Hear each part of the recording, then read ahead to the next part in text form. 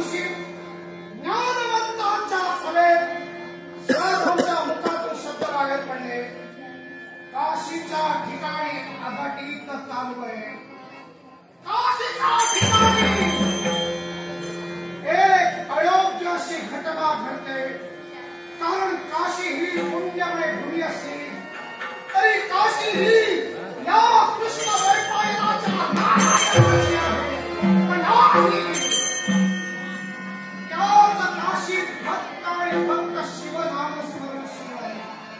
तो शिवाच्या नावाचा उधळला करतोय. खरोबर काशीवर अधिकार कुणाचा तर माझ्या नारायणाचा. मग काय कोण जाऊन गेला तो शिवशंभू महादेव ज्या शिवशंकराचा उदो काशी होतोय हे मनाला पटलं नाही. आणि तुम्हाच केवळ त्या भरसभेत महापंडितांसमोर चर्चा केली.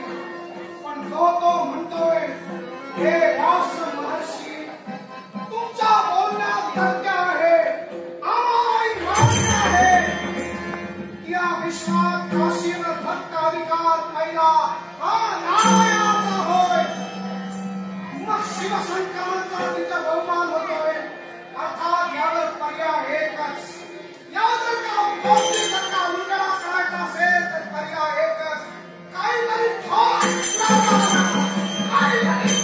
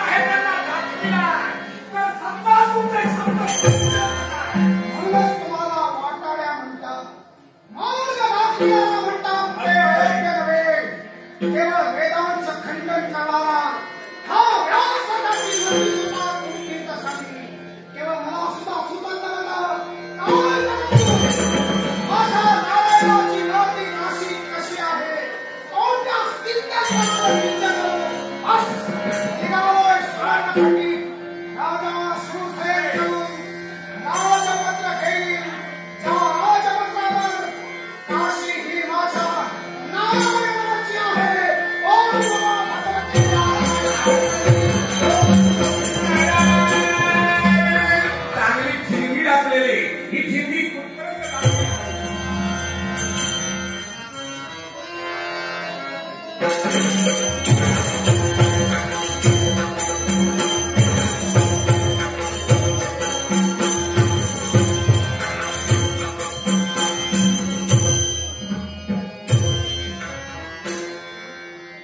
काशीच्या राजप्रासादी शूरसेनाची पावलं पडली.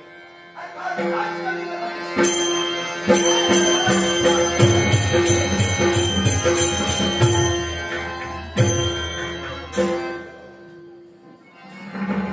सुवर्णखंड नरेश राजा शूरसेन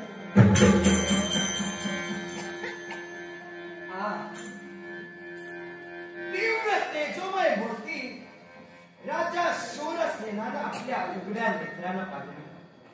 आपल्या अवतीभोवती असणारा नवनीताच्या सुगंधानं खऱ्या अर्थानं नव चैतन्याचा भास झाला. शूरसेन प्रणाम करतोय आपल्याला.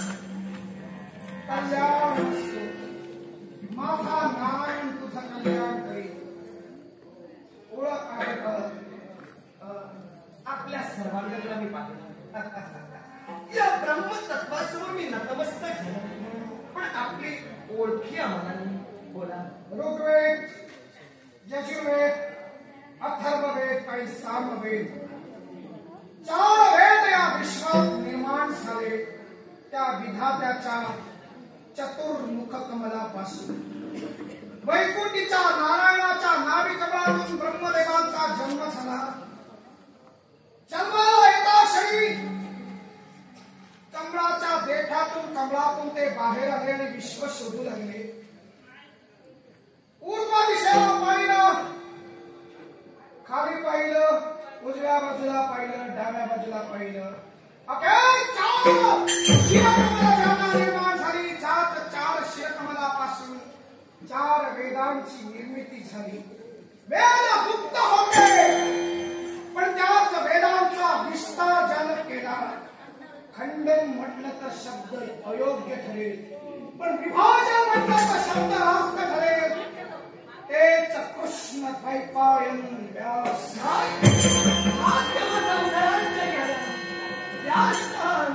आपण माझ्या राजप्रासादापर्यंत आला. आमचे लाख लाख प्रणाम. या ओ बेटा, स्वागत करतोय. राजा शूरसेनाचं सहर्ष स्वागत करतोय. आपणही बसा. बोला, काय सेवा करू? कुठलाही पाहुणचार नको आणि मी तो स्वीकारणारही नाही. पण आश्चर्य वाटलं मला. एकच करा. कृष्ण द्वैपायन व्यासाची जर का सेवा करायची असेल तर एक राजपत्र आपलं घेऊन या. त्या राजपत्रावर मी जे सांगेन ते लिखित करा. व्यास आणि त्यावर राजमुद्रेनं शिक्का मोर्तब करून आमच्या हाती सुपूर्द करा. आज मी धन्य झालो. प्रत्यक्षात आपलं दर्शनमय माझ्यासाठी भाग्याची गोष्ट आज ठरली. अर्थात आपल्या मुखातून शब्द बाहेर पडले. या पामरानं जर आपली इच्छा परिपूर्ण करावी तर निश्चितच मी आपली इच्छा परिपूर्ण करेन. पण कोणत्या उद्देशानं ही तुमची इच्छा तुम्ही माझ्यासमोर प्रदर्शित करता? तो उद्देश एकदा मला लिखित करावयाचे शब्द सांगतोय. ज्या काशीच्या सुवर्णखंडाचा तो अधिपती आहे, काशीवर साम्राज्य आपलं सुरू आहे, तेव्हा त्या राजपत्रात लिखित करायला हवं. काय या विश्वात काशी हे खंड, काशी ही सर्वात प्रथम वैकुंठीच्या नारायणाची भूमी. त्यावर अधिकार नारायणाचाच आहे. अर्थात या काशीत या पुढे शिवभक्ती होणार नाही. काशी फक्त नारायणाचीच भक्ती अविरत सुरू राहणार. काशी ही नारायणाचा आहे. हे शब्द मला लिखित पत्रामध्ये महत्व काय होता? आपल्या हातातून निघालेल्या शब्दांनी अचंबा वाटला माझ्या मनाला. हे शब्द आपण उच्चारावे आणि त्याची सत्य खोड दर्शवण्यासाठी राजपत्रात मी आपल्याला नमूद करून द्यावं की की या काशीवर शिवशंभू महादेवांचा काही अधिकार नाही, तर काशीवर अधिकारी काशी वैकुंठीच्या नारायणाने निर्माण केलेली आहे. नाही नाही, मग काय बोलता आपण? मी आपल्या समोर अधिकतम शब्दाला बोलावं एवढा मोठा मी निश्चितच नाही, पण क्षमा करा मला. लहान तोंडी मोठा घास झालाय. मग शिवशंभू महादेव म्हणजे माझा देव आणि वैकुंठीचा नारायण हे दोन देव कुणी वेगळे नव्हे. जर समजा तो भावार्थ राजपत्रात तुम्ही मला नमूद करण्यासाठी सांगता, तो भावार्थ जर त्या राजपत्रात मी नमूद केला तर या दोन देवतेत कुठंतरी मी भेदाभेद निर्माण केला असा त्याचा अर्थ होईल. तेव्हा मी विनंती करतोय आपल्याला, विनंतीच्या शब्दाला राजा शिवसेन आपल्याला सांगतोय, क्षमा करा. हे राजा पक्षाचे शब्द राजा शिवसेन राजा शिवसेन, सत्य हे कटू असतं आणि सत्य कटू लागलं की मनाला खऱ्या अर्थानं दिवसतो. जरूर का कोण नव्हे सत्य माहीत असून सुद्धा काशी ही माझ्या नारायणाची आहे हे लिखित करून द्यायला तुम्हाला काय होतंय? ऐका, वास्तव आपल्याला ज्ञात आहे. या तुमच्या प्रश्नाचं अधिकारी व्यक्तीनं आपल्या भूभागाची परिपूर्णपणे माहिती ठेवायला हवी. जरूर अधिकारी व्यक्ती आपण आहात, अर्थात काशीचा इतिहास आपल्याला ज्ञात असायलाच हवा. परिपूर्ण. आणि म्हणूनच मला लिखित शब्दात काशीच्या बाबतीत नारायणाचा हक्क हे हवं म्हणजे हवं. महल, तुमचं मत अयोग्य आहे किंवा राजपत्रात जी गोष्ट तुम्ही मला नमूद करायला सांगता ती गोष्ट खोटी आहे असं मी म्हणणार नाही, कारण तुमची योग्यता मला कळते. या विश्वात 4 वेदांना ज्यांनी सुलभरित्या खऱ्या अर्थानं 4 वेदांचं विभाजन केलं, माझ्या समोर उभी असणारी व्यक्ती, त्या व्यक्तीची महानता, त्या व्यक्तीची योग्यता मला कळते. पण ही तुमची इच्छा मी पूर्ण करण्यास असमर्थ याच्या मुळाशी कारण काय माहिती का?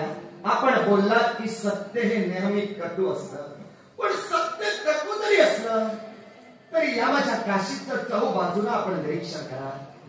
काशी ही शिवमय झालेली आहे, अर्थात शिवमय असणारी ही माझी काशी जर राजा या नात्यानं या काशीत शिवशंभू महादेवांचा काही अधिकार नाही, ही काशी वैकुंठीच्या नारायणाचे असं जर मी राजा या नात्यानं नमूद केलं तर त्या शिवशंभू महादेवाची एकनिष्ठतेनं मी भक्ती केली, त्या भक्तीची कुठंतरी मी प्रतारणा केली असं होईल. तेव्हा हात जोडून कळकळीची विनंती करतोय तुम्हाला, नाही मला हा भेद मी कधी प्रजेवर अनुराग आहे त्याला राजा म्हणतात. ही राजा शब्दाची एका वाक्यातील व्याख्या आहे. प्रजेवर ज्याचा अनुराग आहे त्याला राजा म्हणतात, म्हणून तू अनुराग दर्शवितोयस, पण अपहार का करतोस? अपहार तुझा एकच आहे. राजा हा सत्याचा शोधक आहे, राजा हा सत्याची जननी आहे, आणि राजा हा कुणाचा अंश आहे मी सांगू का? जे पृथ्वीराज करते या विश्वाच्या ठिकाणी निर्माण झाले. या विश्वात पृथ्वीला नाव होतं मेदिनी, पण त्याच मेदिनीचं दोहन ज्या पृथ्वीराज कर्त्यांनी केलं म्हणून तिला पृथ्वी म्हणू लागले. तीच पृथ्वी खऱ्या अर्थानं नावाला अजरावत झाली, पण त्या पृथ्वीराज कर्त्यामध्ये दुसरे नव्हे, वैकुंठीच्या नारायणाचा अंश, नारायणाचा अवतार. आणि त्यानंतर या तुझा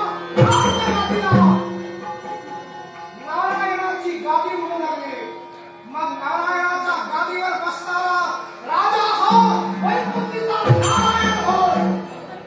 मग सांग, या नारायणानं नारायणाच्या भक्तीला सहकार्य करावं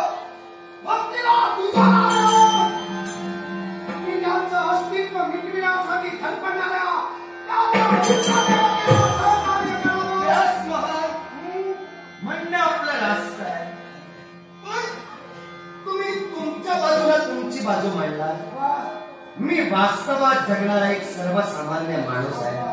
सत्याचा पुरस्कर्ता राजा जरूर असतो, पण तो राजा राजगादीवर विष्णू अंश म्हणून बसतोय.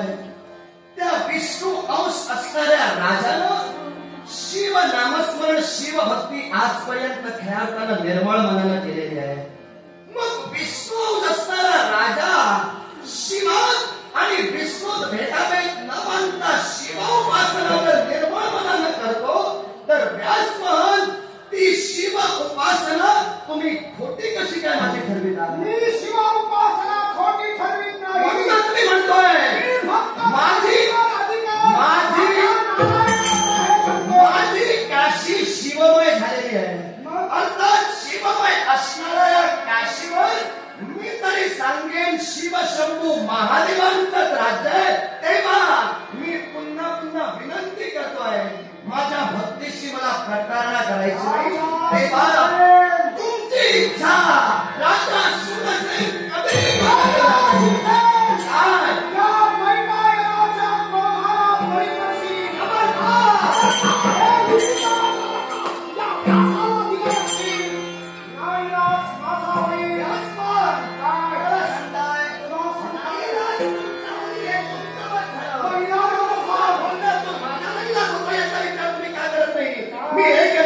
शिव उपासक आहे. मग शिव उपासक मी असताना ज्या काशीवर सांप्रत तरी शिव शंभू महादेवांचं अधिपत्य आहे, ती काशी या आधी वैकुंठीच्या नारायणाच्या उदी आपला मत आहे. मग मला सांगा, सांप्रतच्या परिस्थितीत वास्तवात जगणारा राजा जर आपलं मत बदलू इच्छित नाही, तर तुम्ही बदलण्याचा प्रयत्न का करता?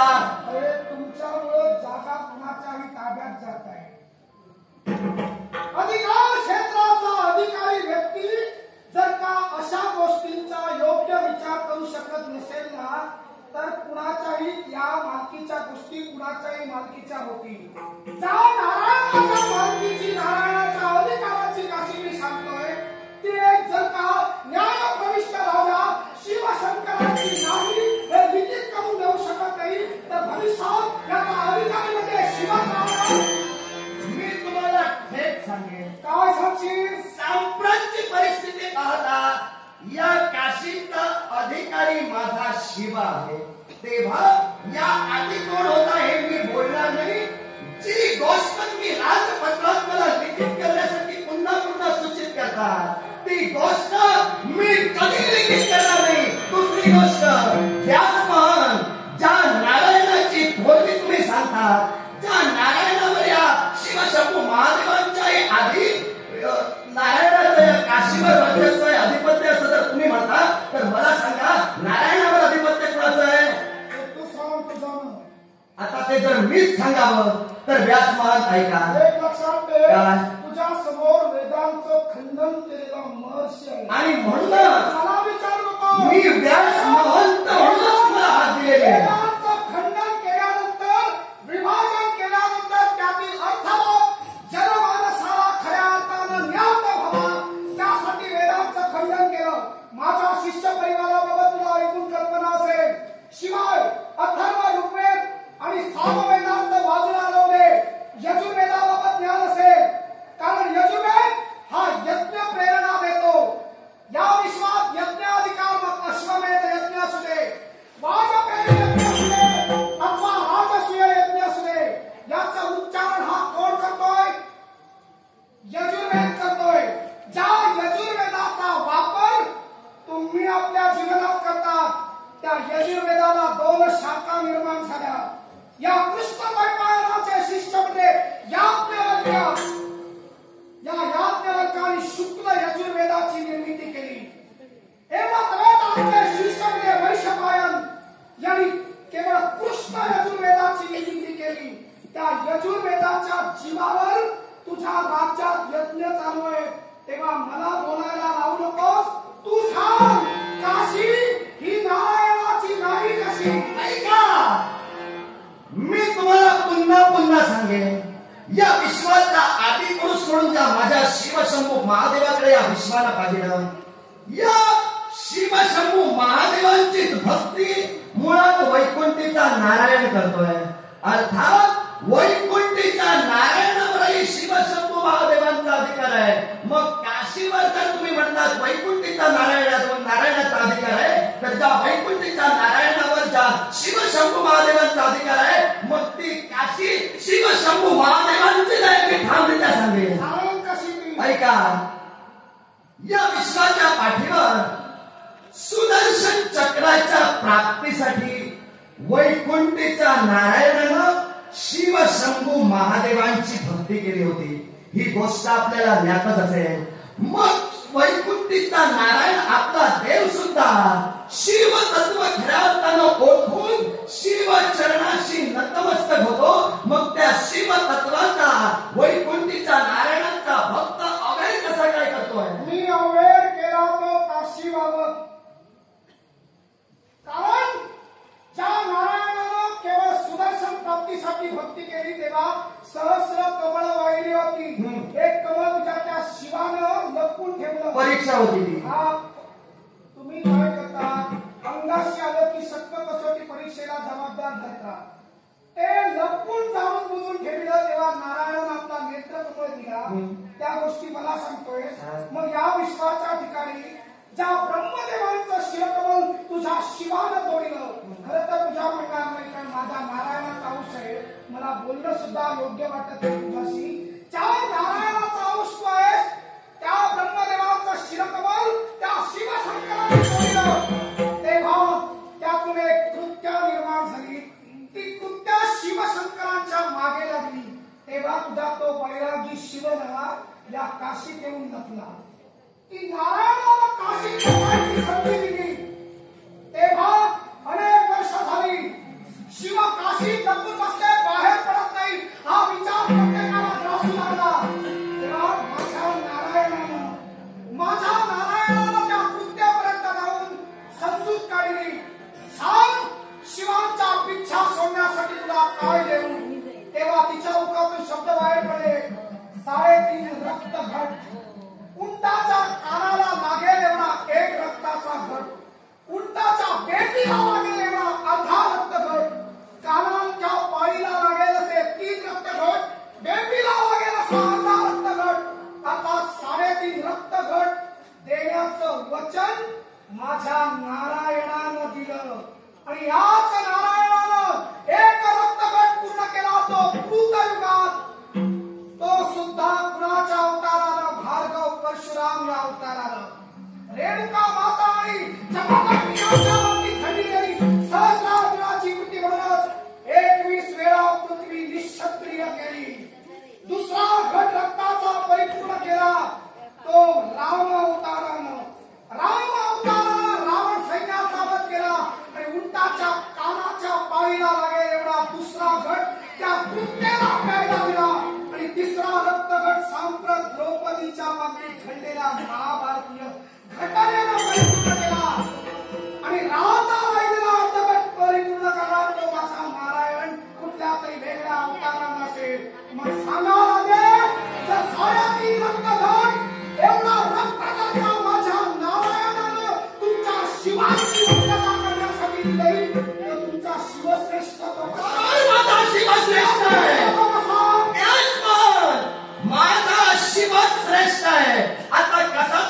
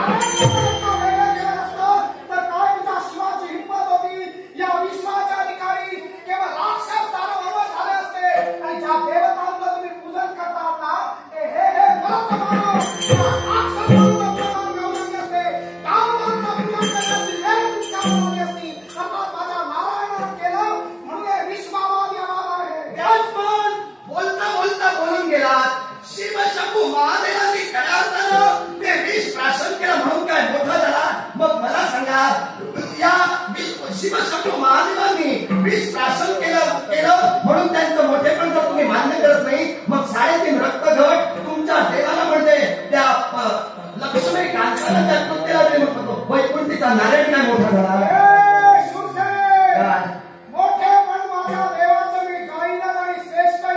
मग मी सुद्धा माझ्या देवाचा मोठेपण लावून ज्या शिवाला नारायणानं काशी बहाल केली, शिवया तुझा काशी राहू लागले. मग सांग, जेव्हा काशी दुष्काळ निर्माण झाला, अवक्षण पडलं, तेव्हा जबाबदार व्यक्ती शिव होता ना.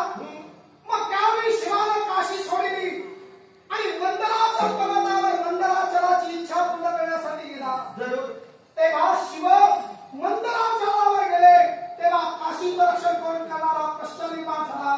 तेव्हा प्रत्यक्ष ब्रह्मदेवानी भक्ती करणाऱ्या दिवोदास राजाला, ज्याला रिपुंजय म्हणतात, त्या रिपुंजयाची पत्नी म्हणजे अनंत मोहिनी, त्याच रिपुंजयाला त्यांनी दिवोदास नाव दिलं आणि 80 सहस्र वर्ष काशीचं रामचंद्र बहाल करणारे त्याच काशीच्या ठिकाणी अनेक वर्ष दिवोदासांना झाली.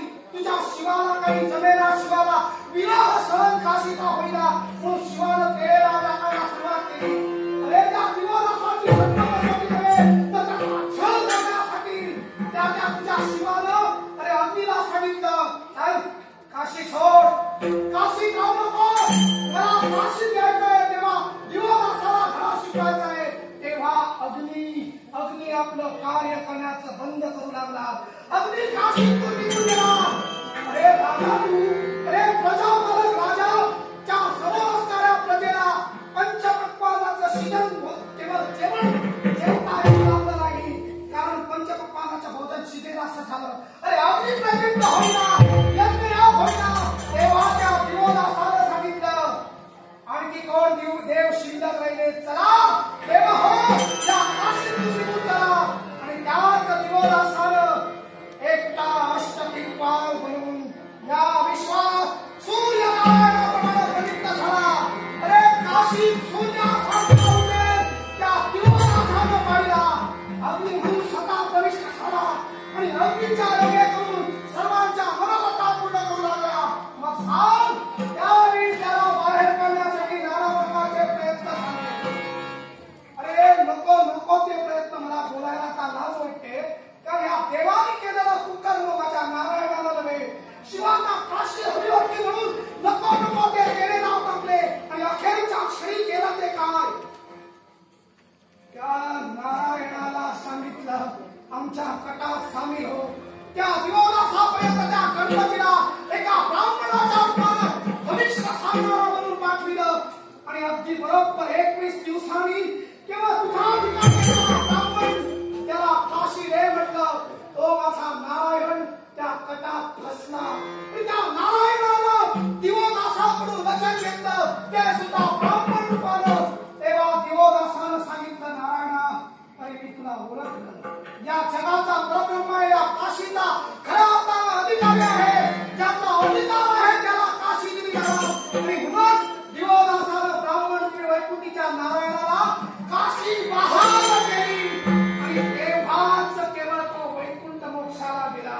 मग सांग, जर का दिवोदास हा काशीतील होता, तर तो शिवशंकरांना केवळ काशी बहाल न करता माझ्या नारायणाला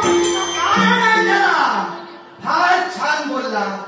दिवोदासाचं प्रकरण अगदी स्पष्ट करून तुम्ही सांगितला. सांप्रत जर पाहायला गेलं ना, तर हाच दिवोदास सदेह वैकुंठी उद्धरून गेलेला आहे. तो कुणामुळं? माझ्या शिवामुळं, माझ्या शिवाच्या त्या लीलेमुळं. प्रत्यक्षात ब्राह्मण कुमाराचा वेश त्या वैकुंठीच्या नारायणाला धारण करावा लागला आणि त्याला सदेह वैकुंठी माझ्या देवाला घातलं. माझ्या देवाचं इथं श्रेष्ठत्व दिसतं. आलं की शिंगावर घेऊन बाजू मारायला मोकळे होतात. नारायणाचा मोठेपणा सिद्ध झाल्यावर शिवशंकरानं घेतलेली परीक्षा सांगतोय. मग मी तेच म्हणालोय, केवळ माझ्या नारायणाचा अधिकार दिवोदासाला सुद्धा परीक्षा